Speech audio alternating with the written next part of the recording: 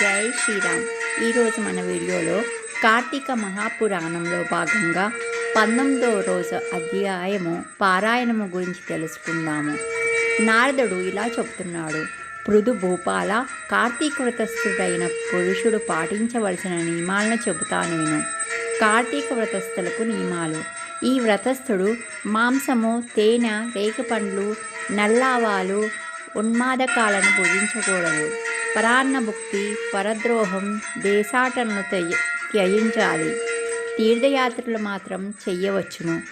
దేవ, బ్రహ్మ, గురు, రాజులను, స్త్రీలను, గోవ్రతస్థులను దూషించకూడదు.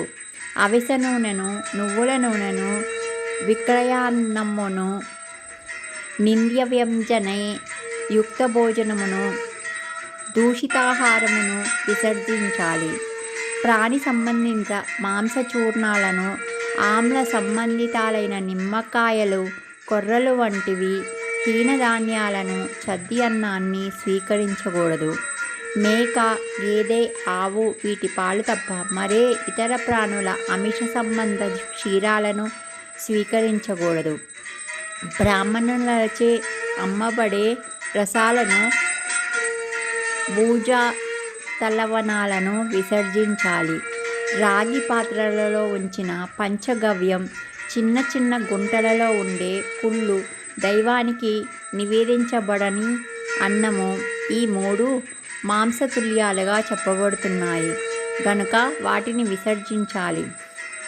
బ్రహ్మచర్యాన్ని, భూసైనాన్ని పాటించాలి. ఆకులలోనే భోజనము చేయాలి. 4వ జామున భోజించడమే శ్రేష్టము. ఈ కార్తీక వ్రతస్థుడు ఒక్క నరక చతుర్దశి నాడు తప్ప తక్కిన దీక్షా దినాలలో తైలాభ్యంగనం చేయకూడదు.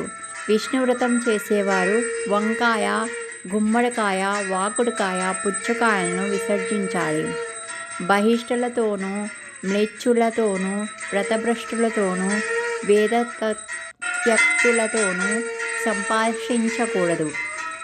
అటువంటి వారి ఎంగిలి కానీ, కాకులు తాకిన ఆహారాన్ని కానీ, ఆశ ఔచ సంబంధిత ఆహారం కానీ, ఒకసారి వండి మరలా ఉడికించినది కానీ, మాడు పట్టిన అన్నాన్ని కానీ తినకూడదు.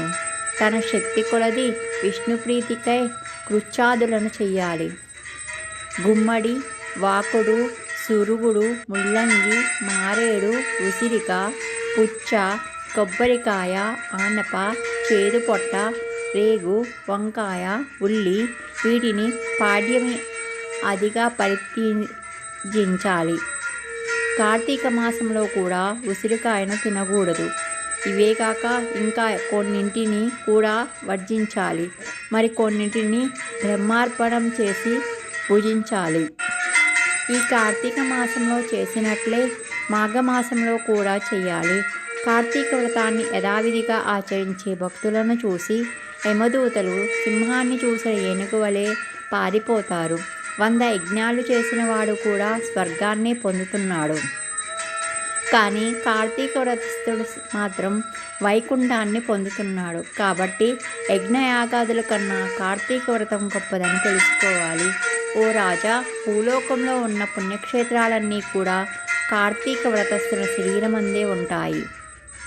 విష్ణువాజ్ఞ వశవర్తులైన ఇంద్రాదులందరూ రాజును సేవకులు కొలిచినట్లుగా ఈ వ్రతస్థుని సేవిస్తారు. విష్ణు వ్రతాచరణ పరులు ఎక్కడ పూజించబడుతుంటారో అక్కడి నుంచి గ్రహ, భూత, పిశాచ గణాలు పలాయన మంత్రాన్ని పఠిస్తాయి. యథావిధిగా కార్తీక వ్రతం చేసేవారి పుణ్యాన్ని చెప్పడం చతుర్ముఖుడైన బ్రహ్మకు కూడా సాధ్యము కాదు. ఈ కార్తీక వ్రతాన్ని విడవకుండా ఆచరించేవాడు తీర్థయాత్రలు చేయవలసిన అవసరమే లేదు. ప్రజారంజనశీల మృదున్నపాల. ఇక ఈ కార్తీక వ్రతోద్యాపనా విధిని సంగ్రహంగా చెబుతున్నాను విను. ఉద్యాపనా విధి: విష్ణు ప్రీతి కోసము, వ్రత సాఫల్యత కోసము కార్తీక శుద్ధ చతుర్దశి నాడు వ్రతస్థుడు ఉద్యాపనం చెయ్యాలి. తులసిని స్థాపించి దాని చుట్టూ తోరణాలు గలది, 4 ద్వారాల కలది, పుష్ప వింజామరలచే అలంకరించబడింది అయిన శుభప్రదమైన మండపాన్ని ఏర్పరచాలి.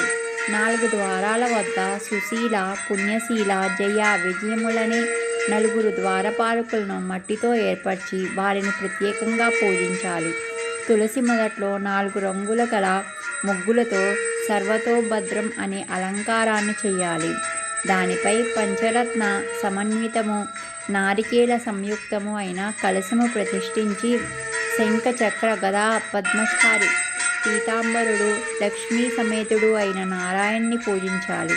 ఇంద్రాది దేవతలను ఆయా మండలాలలో అర్చించాలి.